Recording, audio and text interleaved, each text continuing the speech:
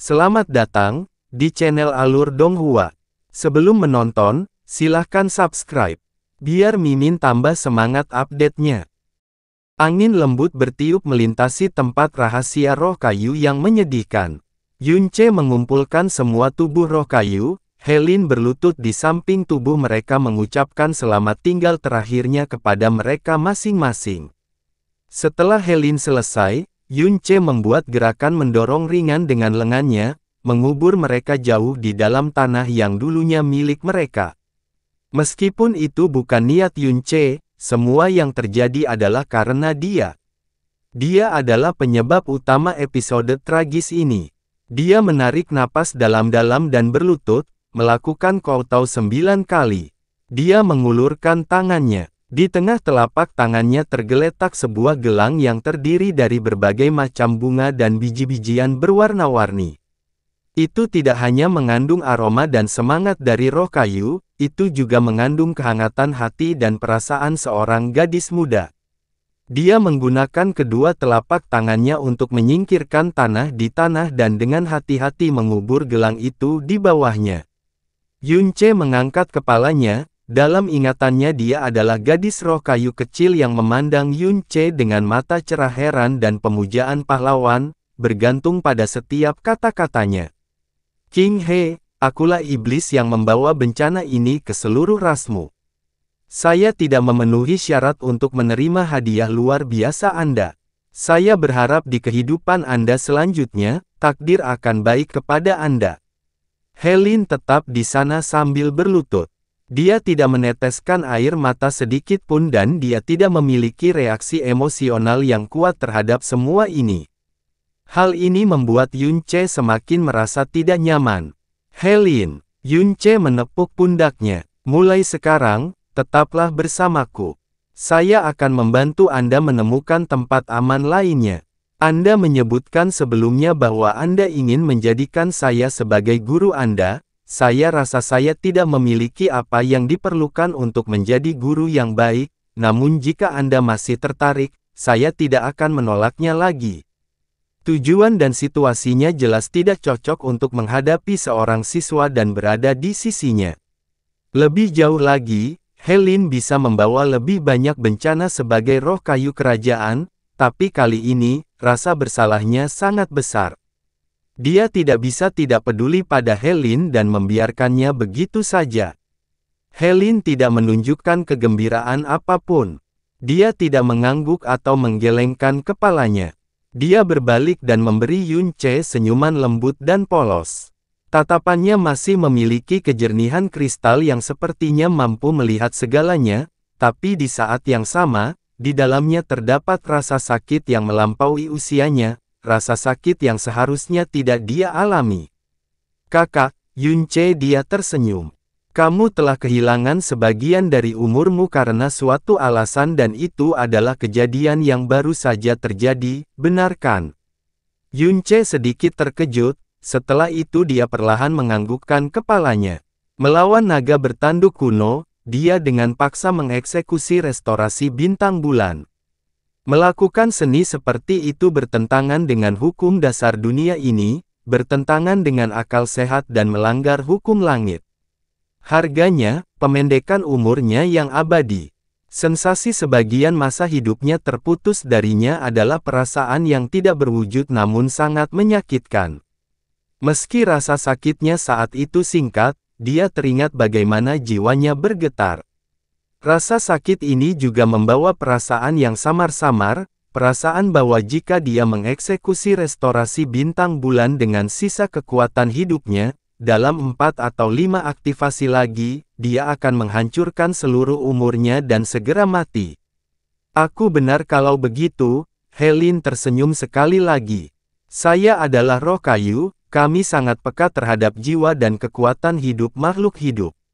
Ketika saya pertama kali melihat kakak Yunce, saya sudah menyadari masalah ini dan faktanya, ini adalah pemutusan umur yang sangat serius.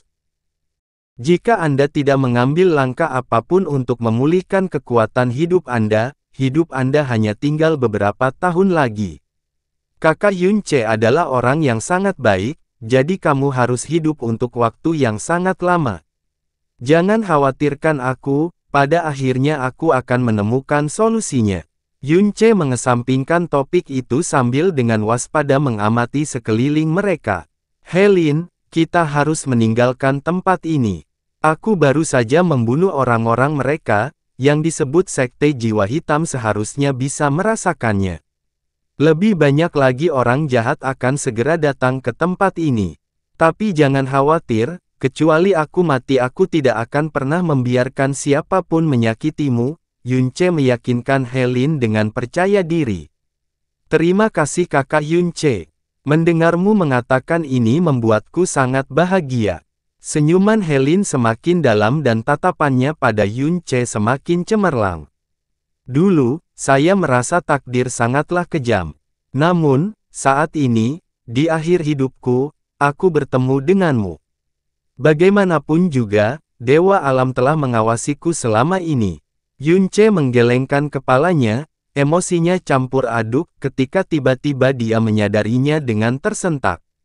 Akhir hidupku. Pada saat ini dia tiba-tiba merasakan kekuatan hidup Helin terkuras seperti bola kulit yang bocor.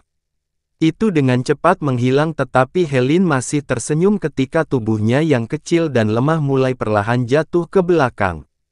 Helin, darah terkuras dari wajah Yunce. Dia dengan panik melangkah maju dan menangkapnya, tubuh Helin lembut dan rileks, suhu tubuhnya yang lemas terus menurun sementara kekuatan hidupnya menghilang dengan cepat. Ini, apa yang terjadi? Mata Yunce tiba-tiba melebar saat dia mengingat sesuatu dan berteriak kaget, kamu menghancurkan diri sendiri Wood Spirit Orb-mu.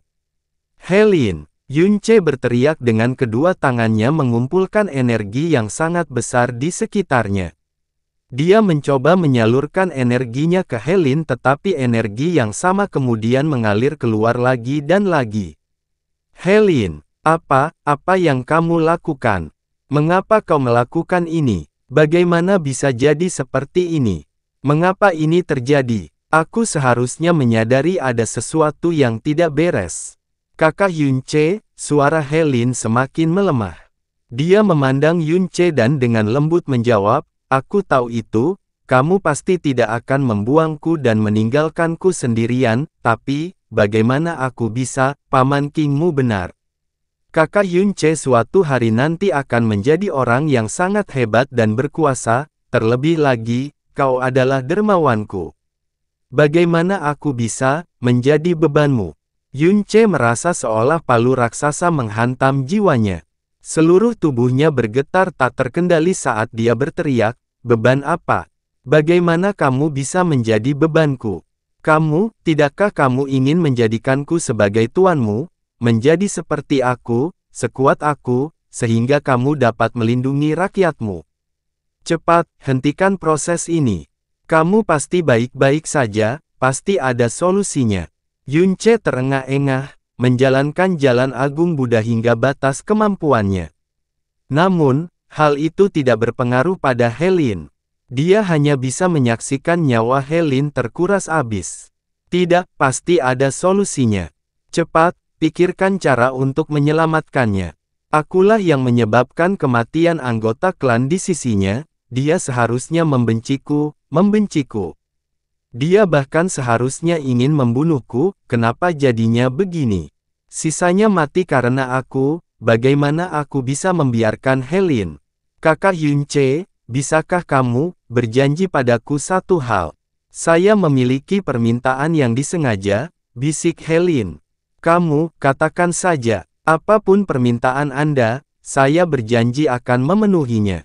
Yunce belum menyerah dan sekarang mengaktifkan kekuatan Ragegat. Aku mohon padamu, gantikan aku, tolong temukan kakakku. Ya, Yunce mengangguk, suaranya semakin bergetar. Aku akan menemukannya dan aku pasti akan membiarkan kalian berdua, kakak dan adik bersatu kembali. Helin dengan lemah menggelengkan kepalanya, aku sendiri yang mengetahuinya, permintaanku sangat berlebihan, bahkan egois, tapi, aku tidak bisa. Aku benar-benar tidak punya pilihan lain. Air mata mulai mengalir, jatuh ke Yunce. Gelombang rasa sakit dan kesedihan menyapu seluruh keberadaannya. Kata-kata Helin dan kata-kata di dalam air matanya. Saya adalah keturunan bangsawan roh kayu yang terakhir. Aku adalah harapan seluruh ras. Namun, aku sama sekali tidak berguna. Aku tidak bisa melindungi saudariku, aku tidak bisa melindungi rakyatku. Aku tidak bisa berbuat apa-apa. Jika aku terus hidup, aku hanya akan membawa bencana pada kakak Yunce yang selama ini tulus dan baik padaku. Aku yang tidak berguna ini, aku tidak bisa menemukan adikku dan aku juga tidak akan bisa melindunginya, aku hanya menjadi egois hingga memohon pada kakak Yunce. Jangan bicara lagi. Dada Yunce begitu berat hingga dia sulit bernapas. Suara rendahnya melanjutkan, jangan khawatir, meskipun aku harus melakukan perjalanan melalui seluruh alam dewa, aku pasti akan menemukan kakakmu. Aku akan melindunginya, aku akan membunuh siapa saja yang ingin menyakitinya. Biarpun aku harus menyerahkan nyawaku, aku tidak akan pernah membiarkan dia terluka. Ini aku bersumpah demi hidupku. Air mata di mata Helin bergetar dan dia dengan lemah mengangkat lengannya. Terima kasih, kakak Yunce. Ini, satu-satunya, cara aku bisa membalas budimu. Tinjunya yang tergenggam erat perlahan terbuka. Seberkas cahaya zamrud murni melintas di mata Yunce dan menembus ke dalam jiwanya. Bola roh kayu. Bola roh kayu ini berukuran hampir setengah dari bola sebelumnya yang dia peroleh, tetapi dia bisa merasakan kekuatan jiwa yang tak tertandingi, kaya, dan cemerlang di dalamnya. Yunce merasa seolah-olah dia dipindahkan ke dunia lain, mata, tubuh, dan bahkan jiwanya, semuanya tampak bermandikan losion yang paling murni dan lembut. Yunce berdiri beberapa saat, dalam keadaan linglung di bawah cahaya zamrud yang indah dan terang. Ini adalah bola roh kayu milik Helin. Itu bukanlah Wood Spirit Orb biasa. Itu adalah bola roh kayu kerajaan. Di alam dewa kerajaan Brahma, bola ini akan sangat dicari-cari. Seseorang hanya bisa bermimpi tetapi tidak akan pernah bisa mendapatkan harta karun sebesar itu. Faktanya, di seluruh alam dewa kerajaan Brahma, tidak ada yang berani mengharapkannya. Bahkan sepanjang sejarah alam dewa, bola roh kayu sempurna dengan garis keturunan bangsawan belum pernah muncul sebelumnya. Meskipun aku sangat tidak berguna, Wood Spirit Orb milikku adalah harta karun yang sangat mengesankan. Dia perlahan menggerakkan bola roh kayunya dengan mantap ke arah dada Yunce. Itu bisa memberikan umur panjang 50.000 tahun pada kakak Yunce, itu bahkan akan memberimu kekuatan unik untuk ras roh kayu kami. Umur panjang 50.000 tahun. Di seluruh primal chaos ini, manusia yang berumur 50.000 tahun, mungkin hanya master alam ilahi yang memilikinya. Ketika saya masih sangat muda, ayah dan ibu pernah menyebutkan, bola roh kayu kami sangat istimewa, disebut benih ajaib. Saya sangat berharap suatu hari nanti, ini akan benar-benar, memberikan kekuatan ajaib pada kakak Yunce. Saat kecemerlangan zamrud semakin dekat, Yunce yang terpesona dalam suasana aneh bola itu tiba-tiba terbangun dari kebingungannya. Dia dengan cemas berteriak, Helin, saya tidak membutuhkan Wood Spirit Orb Anda. Segera ambil kembali, Saat bola roh kayu menyentuh dada Yunce, perlahan dan lembut mulai menyatu ke dalam dirinya, seperti tetesan air memasuki permukaan danau yang damai. Tanpa suara, itu sudah menyatu ke dalam tubuh Yunce. Itu jelas benda asing tapi tubuh Yunce tidak menunjukkan sedikit pun penolakan. Kecemerlangan zamrud menyentuh sumber jantung Yunce dan dengan cepat mulai meregang dan meliputi seluruh tubuhnya. Dalam waktu singkat, gelombang demi gelombang kekuatan hidup yang sangat murni mulai berdenyut di setiap bagian tubuhnya seperti gelombang pasang. Tangan putih pucat perlahan mulai jatuh. Saat dia merasakan kekuatan hidup Yunce mulai berubah, wajah kecil Helin menunjukkan senyuman lembut. Matanya kini mulai terpejam perlahan. Ayah, ibu, Helin akhirnya bisa bertemu denganmu lagi. Suaranya perlahan menghilang saat nafas terakhirnya menghilang bersamaan dengan angin sepoi-sepoi yang lembut namun tampaknya kejam yang melewati mereka. He, Lin. Yunce mengeluarkan tangisan paling sedih sepanjang hidupnya, perlahan-lahan berlutut di tanah. Beban di lengannya segera bertambah ringan. Kilatan cahaya zamrud memancar dari Helin yang berada dalam pelukannya, dan dia berubah menjadi sesuatu yang tampak seperti bintang hijau kecil menari yang tertiup angin. Seperti kepingan salju yang indah, ia terbang menuju tanah tempat roh kayu dikuburkan. Segera, bila rumput hijau giok mulai tumbuh dari tanah, tumbuh dengan cepat. Seluruh area kemudian segera ditutupi dengan sepetak hijau yang indah, sementara ratusan bunga bertunas dan terbuka pada saat yang sama, memenuhi seluruh tempat di mana roh-roh kayu beristirahat terakhir mereka. Mungkin, ini adalah hadiah perlindungan terakhir Helin kepada rakyatnya. Yunce berbaring berlutut, seolah-olah dia adalah patung es, tidak bergerak sedikit pun. Rerumputan hijau giok dan bunga-bunga indah mulai menyebar melewatinya. Dia memukul dirinya sendiri, tinju langsung ke jantungnya. Yunce batuk seteguk darah, kedua tangannya menopang dirinya di tanah sejenak. Dia mengangkat kepalanya, darah di sudut mulutnya. Kedua matanya menyimpan amarah yang tak tertandingi di dalamnya. Sekte, jiwa. Jika aku tidak memandikan sektemu dengan darah, aku, Yunce, bukan manusia. Ketika cahaya hijau zamrud yang berkedip-kedip di tubuhnya selama ini akhirnya menghilang, Yunce merasakan perubahan pada kondisi seluruh tubuhnya. Itu adalah perasaan yang tak terlukiskan, seolah-olah dia dipenuhi dengan jumlah energi yang belum pernah terjadi sebelumnya. Kekurangan kekuatan hidup akibat melakukan restorasi bintang bulan secara paksa sebelumnya telah hilang tanpa jejak, tidak mungkin Helin mencoba menipunya. Umur 50.000 tahun, mungkin tidak jarang terjadi pada binatang tingkat tinggi, seperti naga sejati, tetapi bagi manusia, itu hanyalah keajaiban yang hanya bisa dicapai oleh mereka yang berada di alam master ilahi. Dia mengangkat tangan kanannya saat dia menginginkan sesuatu dalam pikirannya. Segera, cahaya hijau muncul di tengah telapak tangannya, yang berwarna hijau zamrud seperti rumput lembut yang baru tumbuh, tidak seperti cahaya hijau tua dari mutiara racun langit. Saat sinar cahaya hijau zamrud muncul, bunga dan tanaman di sekitarnya mulai bergoyang maju mundur meski tanpa kehadiran angin. Setelah itu, mereka semua menoleh padanya saat mereka melepaskan vitalitas yang menggembirakan. Yunce mengarahkan telapak tangannya ke arah bunga dan tanaman di depan untuk menutupinya dengan cahaya hijau.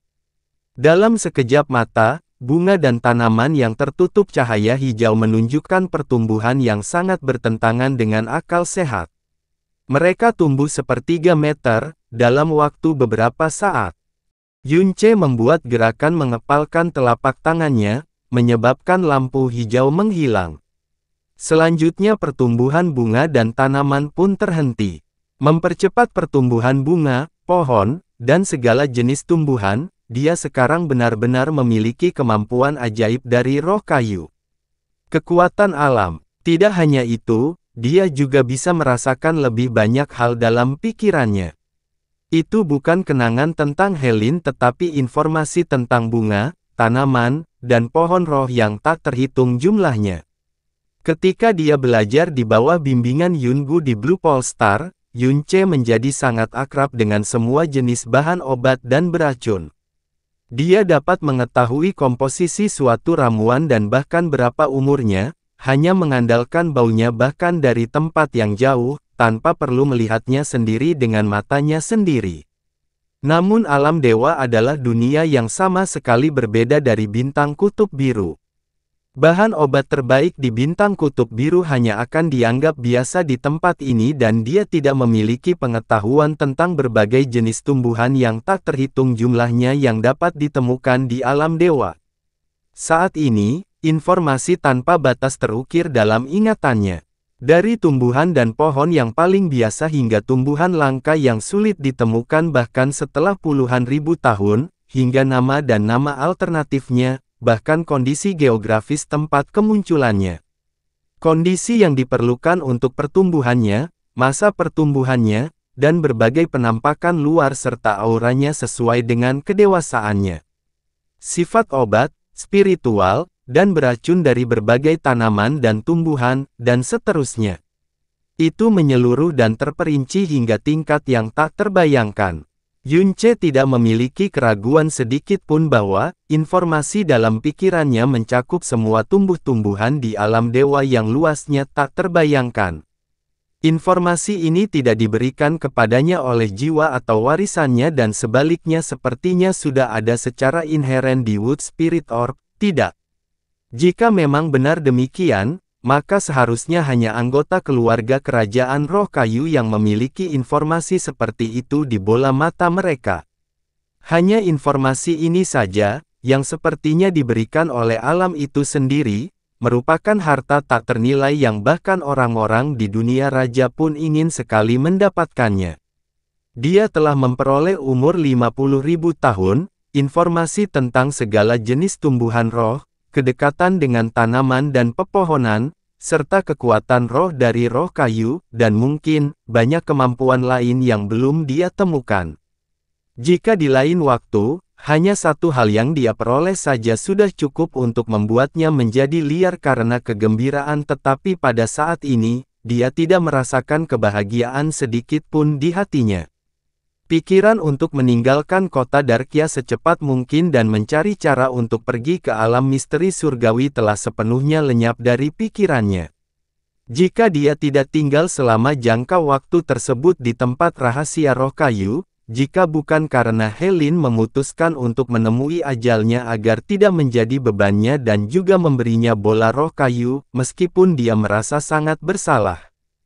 Karena secara tidak langsung menyebabkan kematian mereka demi dirinya sendiri, dia tidak akan kehilangan akal sehatnya sedemikian rupa dan memutuskan untuk mengambil inisiatif untuk memprovokasi sekte jiwa hitam, yang berkuasa di alam Darkia.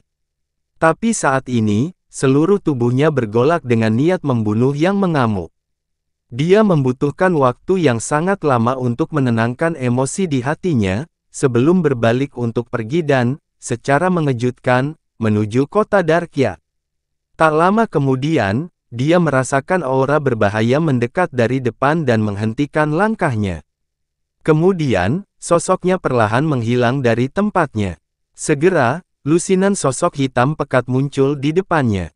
Master Aula, ke-17 dari mereka sudah mati. Saya memeriksa tubuh mereka dengan hati-hati tetapi tidak menemukan tanda-tanda jelas dari energi ular petir. Sangat mungkin, bahwa mereka dibantai tanpa diberi kesempatan untuk melakukan perlawanan dan dengan sangat kejam dalam hal itu. Orang berjubah hitam, yang disebut Master Hall, memiliki ekspresi kaku di wajahnya. Aura yang terpancar darinya terasa lebih berbahaya dibandingkan yang lain bagi Yunce. Master Aula, mungkinkah orang yang melakukan ini adalah Ling Yun, yang melukai wakil Master Leia kemarin? Tidak mungkin orang lain, kata Master Balai Jiwa Hitam dengan suara dingin. Karena dia mampu melukai Leia sejauh itu, tidak mengherankan jika dia bisa membunuh mereka semua. Sepertinya orang Ling Yun ini, punya nyali yang luar biasa besar. Dada Master Aula Jiwa Hitam bergelombang dan wajahnya berubah muram dan gelap. Anak itu berasal dari alam bulan murni dan saat ini, stasiun dimensi kota Darkia telah disegel.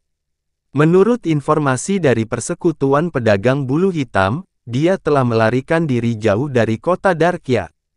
Segera gunakan transmisi suara untuk memberitahu Black Feather Merchant Guild untuk menyebarkan semua jaringan intelijen mereka di kota-kota utama alam Darkia dan berusaha sekuat tenaga untuk menyelidiki keberadaan Ling Yun. Juga, beritahu kepala balai guru tentang masalah ini, sehingga dia dapat melaporkannya kepada Master Sekte, dan memintanya untuk segera mengirim beberapa orang ke alam bulan murni untuk mengetahui semua informasi orang dalam tentang Ling Yun. Jika tidak ada masalah, tangkap semua orang yang memiliki hubungan dengannya, dan bawa mereka ke sekte. Jika Anda merasa kesulitan untuk melakukannya, Cukup beritahu mereka nama alam bela diri ilahi dan minta mereka mengikuti instruksi Anda. Yunce berpikir dalam hati, alam bulan murni lagi. Apa yang sedang terjadi? Tentang itu, untuk melibatkan begitu banyak orang hanya untuk seorang praktisi mendalam yang sangat berani dari alam lain, saya khawatir ketua balai guru. Kamu tidak mengerti apa-apa, kata Master Balai Jiwa Hitam dengan suara yang dalam. Ling Yun itu tidak lebih dari orang bodoh yang lelah hidup dan mendekati kematian dengan melakukan perbuatan seperti itu. Alasan sebenarnya untuk mencarinya adalah roh kayu kecil itu. Sebelumnya, orang-orang itu telah memberi tahu kami melalui transmisi suara bahwa mereka telah menangkap roh kayu kecil itu hidup-hidup. Namun kini, tidak hanya semuanya mati, roh kayu kecil itu juga telah menghilang tanpa jejak. Jika Ling Yun yang membunuh mereka, roh kayu kecil itu pasti ada di tangannya. Jika kita gagal menangkap roh kayu kecil itu dalam batas waktu, Master Balai Jiwa Hitam perlahan mengertakkan giginya. Saya dapat meyakinkan Anda bahwa tidak ada di antara kita yang akan hidup untuk melihat matahari keesokan harinya. Seluruh tubuh murid Jiwa Hitam bergetar ketika dia berkata dengan suara ketakutan, "Ya, murid akan segera melakukan apa yang kamu katakan." Tatapan Master Aula Jiwa Hitam menyapu sekeliling saat dia melihat ke depan dengan ekspresi muram di wajahnya. Tapi dia tidak dapat merasakan sedikit pun bahwa ada mata sedingin es, yang dipenuhi dengan niat membunuh, dengan tegas menatapnya dari tempat yang berjarak kurang dari 300 meter di sebelah kanan. Dengan sosoknya yang tidak terlihat, niat membunuh Yunce terkadang mengalir keluar dan sangat tersembunyi di lain waktu. Berdasarkan penindasan yang terkandung dalam kekuatan Master Aula Jiwa Hitam, Yunce menentukan kekuatannya yang mendalam berada pada tahap tengah atau akhir dari alam kesengsaraan ilahi dan karenanya, hampir mustahil baginya untuk menang melawan pihak lain. Selain itu, ada lusinan murid alam jiwa ilahi di sekitarnya juga. Niat membunuh sedang bergolak di dalam hatinya dan dia sangat ingin melampiaskan kebenciannya. Tapi dia tidak kehilangan akal sehatnya pada akhirnya dan perlahan mundur dari tempat itu, pergi jauh ke utara. Ketika dia tiba pada jarak yang aman, dia membuka kancing keadaan tak kasat mata dan terbang langsung ke kota Darkya.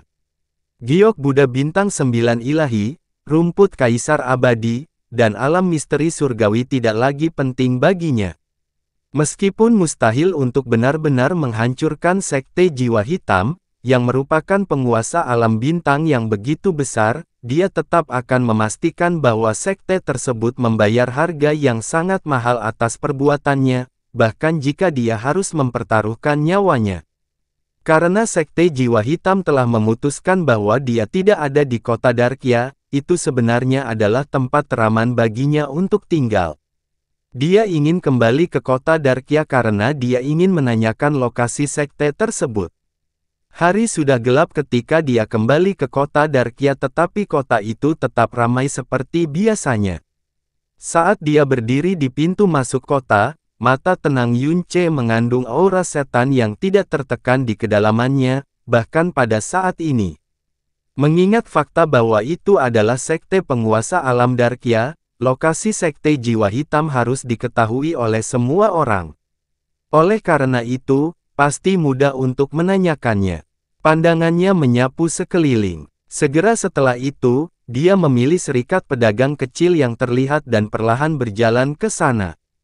Pada saat inilah dia tiba-tiba merasakan fluktuasi aura yang mendalam dari giok transmisi suaranya. Yunce tiba-tiba berhenti.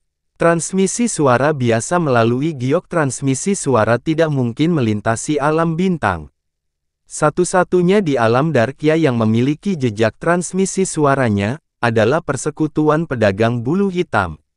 Yunce mengerutkan kening saat dia perlahan mengeluarkan giok transmisi suara. Namun, suara dalam giok transmisi suara miliknya bukan milik Tuan Ji, melainkan milik seorang wanita. Tuan Ling Yun, saya Ji Ruyan dari Persekutuan Pedagang Bulu Hitam. Saya ingin bertemu dengan Anda mengenai suatu masalah. Dalam 4 jam, saya akan diam-diam menunggu Tuan Ling Yun sendirian di sebelah timur kota Darkya. Saya meminta Tuan Ling Yun untuk memberi saya muka dan menepati janji ini. Tuan Ling Yun, mohon percaya pada kata-kata saya. Ruyan adalah temanmu dan sama sekali bukan musuhmu. Ruyan juga tidak pernah memberi tahu sekte jiwa hitam apapun yang berhubungan denganmu. Setelah suara itu, informasi tentang suatu lokasi juga dikirimkan kepadanya. Ji Ruyan, reaksi pertama Yun Ce terhadap hal itu adalah, dia membawanya ke dalam jebakan. Tapi jika itu benar-benar jebakan, maka itu sudah jelas bukan kepalang. Terlebih lagi, mengapa Ji Ruyan memutuskan bahwa dia masih berada di kota Darkya? Bukankah persekutuan pedagang bulu hitam memberi tahu sekte jiwa hitam bahwa dia telah melarikan diri dari kota Darkya? Mengingat kembali kemarin malam, dia telah menerima transmisi suara 2 kali dari Ji Ruyan di pameran perdagangan dan orang-orang dari sekte jiwa hitam percaya bahwa dia adalah seseorang dari tempat yang disebut alam bulan murni. Tanpa diduga, tidak ada yang menyebutkan apapun tentang alam dewa api. Dia sekali lagi merasa bahwa hubungan antara sekte jiwa hitam dan persekutuan pedagang bulu hitam tidak sesederhana yang terlihat di permukaan. Namun, selain konspirasi melawannya, Yun Ce tidak bisa memikirkan alasan lain mengapa Ji Ruyan ingin bertemu dengannya. Baiklah, mari kita lihat apa sebenarnya yang kamu miliki. Yun Ce bergumam pada dirinya sendiri. Sebagai seseorang yang memiliki Moon Splitting Cascade, dia tidak takut untuk bersekongkol melawannya. Yun Ce mengubah arah pergerakannya dan langsung menuju ke timur kota. Saat itu perlahan-lahan mendekati malam hari dan suatu saat nanti, hari sudah menjadi sangat gelap sehingga orang bahkan tidak bisa melihat kelima jari tangan mereka. Berbeda dengan kilau dan kilauan es di alam Song Salju, malam di alam Darkya sangatlah gelap. Tempat di mana Ji Ruyan telah mengatur untuk bertemu masih dalam wilayah kota Darkya, tapi itu adalah sebidang tanah yang sangat luas dan terbengkalai. Di atas tanah kering sepanjang ribuan meter itu, hanya ada beberapa pondok yang kondisinya bobrok. Selain itu, tidak ada lagi yang bisa dilihat selain tanah luas dan kosong yang ditumbuhi rerumputan layu dan bisa terlihat jelas dan utuh dalam sekejap. Tidak ada tempat untuk menyembunyikan diri, apalagi menjadi cukup baik bagi orang jahat untuk merencanakan sesuatu. Yun Ce tiba di tempat itu lebih awal dan kemudian melakukan beberapa putaran tanpa terlihat. Apalagi aura yang tidak biasa, dia bahkan tidak bisa melihat orang yang lewat. Namun, Yun Ce tidak menurunkan kewaspadaannya dan tetap tidak terlihat. Ketika kurang dari 15 menit sampai waktu yang ditentukan, dia merasakan aura alam jiwa ilahi dengan cepat semakin dekat ke tempat itu. Yun Ce mengangkat kepalanya untuk melihat sosok putih lincah dan anggun tinggi di langit yang terbang dari barat. Itu hanya satu orang. Ji Ruyan mengenakan rok putih polos dan panjang. Dia memiliki ekspresi tenang, yang setidaknya benar-benar berbeda dari bagaimana dia sengaja mencoba tampil menawan tadi malam. Dia dengan ringan mendarat di depan Yun Ce, tetapi saat kakinya menyentuh tanah, dia sengaja membuat kakinya menghasilkan suara pendaratan yang cukup berat. Yun Ce tidak membuat dirinya terlihat dan terus menatapnya dengan dingin. Ji Ruyan melihat sekeliling. Kemudian, dia diam-diam berdiri menunggu. Waktu berlalu dengan cepat di malam yang gelap dan sunyi, tetapi tidak ada tanda-tanda aura mendekat dari kejauhan sepanjang waktu. Tuan Ling Yun, Ruyan tahu Anda ada di sini. Saya meminta Anda untuk menunjukkan diri Anda sendiri. Tiba-tiba, Ji Ruyan berkata dengan nada lembut. Yun Ce tidak menanggapinya sedikit pun. Tuan Ling Yun, saya meminta Anda untuk mempercayai Ruyan. Ruyan sama sekali tidak akan menyakitimu, juga tidak ada alasan untuk melakukannya. Ruyan meminta penunjukan mendadak hari ini untuk meminta bantuan dan berharap Yuan Ling Yun membantu Ruyan dalam hal itu. Suaranya mengandung ketulusan dan bahkan rasa permohonan dan kesepian. Sepertinya dia tidak berpura-pura pada Yun Ce. Yun Che mengangkat alisnya saat dia akhirnya berbicara, aku mendukungmu. Dia membuka kancing tembus pandangnya saat dia berbicara. Ji Ruyan tiba-tiba berbalik.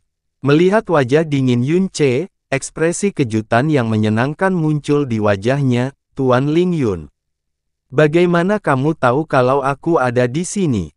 Yun Che bertanya. Intuisi, jawab Ji Ruyan dengan senyum tipis. Intuisi seorang wanita selalu sangat akurat. Intuisi, Yun Che berkata sambil tersenyum dingin, kalau begitu gunakan intuisimu itu untuk menebak apakah kamu bisa kembali hidup malam ini. Suara Yun Che terdengar tiba-tiba saat sosoknya melesat maju.